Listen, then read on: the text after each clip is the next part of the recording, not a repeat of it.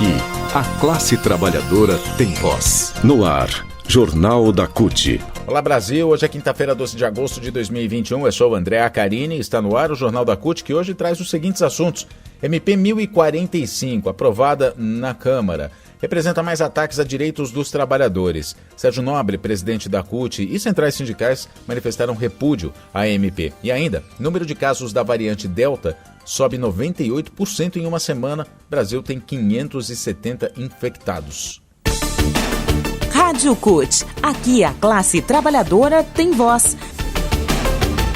A gente começa o Jornal da CUT de hoje falando sobre a medida provisória 1045. Sérgio Nobre, presidente da CUT, falou sobre essa medida, que foi aprovada na terça-feira pelo Congresso, que mais uma vez ataca direitos dos trabalhadores. Palavras dele: com essa vergonhosa MP 1045, o presidente Bolsonaro e os governistas na Câmara dos Deputados atacam mais uma vez os direitos da classe trabalhadora, já deteriorados pela reforma trabalhista, e trazem de volta à cena a famigerada carteira verde-amarela. É uma carteira de trabalho sem direito nenhum e trabalho sem direitos tem nome, é escravidão, diz o presidente da CUT. Essa medida do governo Bolsonaro vai na contramão do crescimento do país. É um desastre geral, em especial para os jovens que têm de estudar para se desenvolver profissionalmente, estabelecer uma carreira, estruturar a vida com emprego de qualidade para que possa sustentar mais tarde uma família. O país precisa, sim, diz o presidente da CUT, de emprego decente na indústria, no comércio, nos serviços, com carteira assinada, para voltar a crescer. O Sérgio Nobre diz o seguinte: o Brasil só vai crescer com investimento, com valorização dos salários. A CUT e as demais centrais sindicais publicaram inclusive uma nota repudiando medidas incluídas na MP 1045, são os chamados jabutis, né? Medidas que flexibilizam e afastam os sindicatos das negociações e, mais uma vez, precarizam e aumentam a vulnerabilidade dos trabalhadores. Entre os principais pontos prejudiciais à classe trabalhadora, as centrais sindicais destacam os seguintes pontos. O texto adicionado à MP 1045 cria o Regime Especial de Qualificação e Inclusão Produtiva, chamado de REQIP, que é destinado aos jovens de 18 a 29 anos, sem registro na carteira de trabalho há mais de 2 anos, e as pessoas de baixa renda que vieram de programas federais de transferência de renda. Por esse programa, a empresa pode contratar um trabalhador por 3 anos, veja, sem vínculo empregatício. Renda mensal, R$ 440 por mês apenas. Possibilidade de o trabalhador com contrato de trabalho suspenso contribuir como segurado facultativo para a Previdência é mais um ponto que está incluído nessa MP. Para as centrais, é o empregador quem deve pagar a contribuição previdenciária e não o trabalhador. Outro ponto: instituição do programa Primeira Oportunidade e Reinserção no Emprego, chamado de Priori, que é totalmente um projeto, uma medida totalmente estranha ao texto da medida provisória e que, na verdade, significa a possibilidade de contratação de trabalhadores sem direitos. Por exemplo, multa de FGTS em caso de demissão cai de 40% para 20%, os depósitos no FGTS caem de 8% para 2% do salário para microempresas, 4% para empresas de pequeno porte, 6% para as demais empresas, então é redução de direitos. Além do que, isso pode também ocasionar demissão de trabalhadores para a contratação de outros trabalhadores nesse regime de forma precarizada.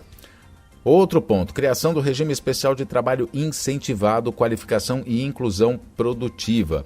E a inclusão do Programa Nacional de Prestação de Serviço Voluntário. Na verdade, o primeiro que eu falei agora é o REQIP, a gente já comentou sobre ele, mas esse Programa Nacional de Prestação de Serviço Voluntário é mais um texto estranho à medida provisória. Embora o objetivo social do programa seja relevante, trata-se de um programa que promove a exploração da mão de obra, subvertendo o direito ao trabalho, assegurado como direito social pela Constituição.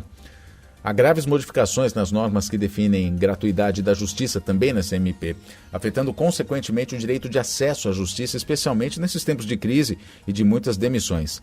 Além delas, alterações substanciais no que diz respeito à fiscalização do trabalho e à extensão de jornada. As centrais sindicais querem que políticas de proteção e geração de empregos sejam objeto de projeto de lei específico, que seja analisado, que seja debatido nas instâncias do Congresso Nacional e que tenham ampla participação das representações dos trabalhadores, dos empregadores e do governo, para que a geração de emprego justamente não caia nessa de precarização, de menos direitos para a classe trabalhadora já tão atacada, tão sofrida com a reforma trabalhista e outras medidas que foram tomadas ao longo dos governos Temer e agora governo de Bolsonaro, que retiram direitos dos trabalhadores. Notícias. Fala sobre pandemia agora. O número de casos da variante Delta do novo coronavírus sobe 98% em uma semana. Subiu 98% em uma semana e o Brasil registra 570 pessoas infectadas com a cepa indiana. Esse número é quase o dobro do que foi registrado na semana passada. Entre os casos que foram notificados, 36 pessoas morreram, 19 delas no Paraná, de acordo com dados do Ministério da Saúde. Os dados apontam que a variante Delta, cepa que é mais agressiva e mais transmissível, avança não só no mundo inteiro, mas também no Brasil. A variante vem desafiando até o processo de vacinação em todos os países e gerou uma nova onda de casos de Covid-19 nos Estados Unidos e na China. No Brasil, o Rio de Janeiro é o estado que tem mais casos dessa nova cepa. São 206 pessoas infectadas.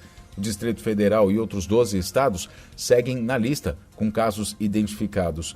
Diante desse cenário e com o objetivo de mapear o cenário epidemiológico no estado, o governo do Rio de Janeiro vai aumentar a partir deste mês o número de amostras genéticas em pacientes. O objetivo é monitorar qual variante do vírus tem causado maior número de internações. O Ministério da Saúde diz que o estado do Rio Grande do Sul tem 64 casos, 15 já tiveram amostras confirmadas para Delta, outras 49 estão em análise.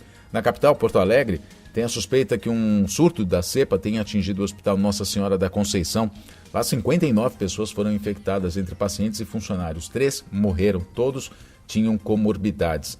Ainda de acordo com o Ministério, que faz o levantamento por meio das notificações das secretarias estaduais, os estados que já têm casos identificados de Delta são Alagoas, Espírito Santo, Ceará, Distrito Federal, Goiás, Maranhão, também Minas Gerais, Pará, Paraná, Pernambuco, Santa Catarina e São Paulo. São Paulo é o estado que mais tem, são 96 casos. O levantamento é realizado por meio das notificações das secretarias estaduais, eu repito. Todos os casos são monitorados pelas equipes de vigilância epidemiológica e pelos centros de informações estratégicas em vigilância e saúde.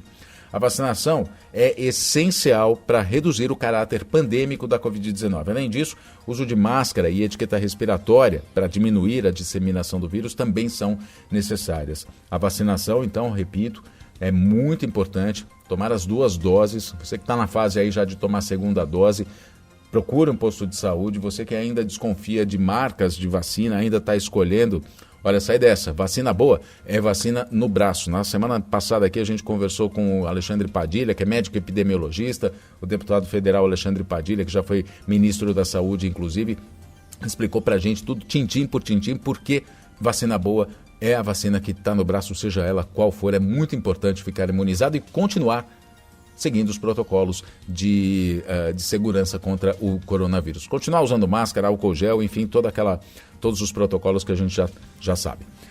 Juntos contra a Covid-19.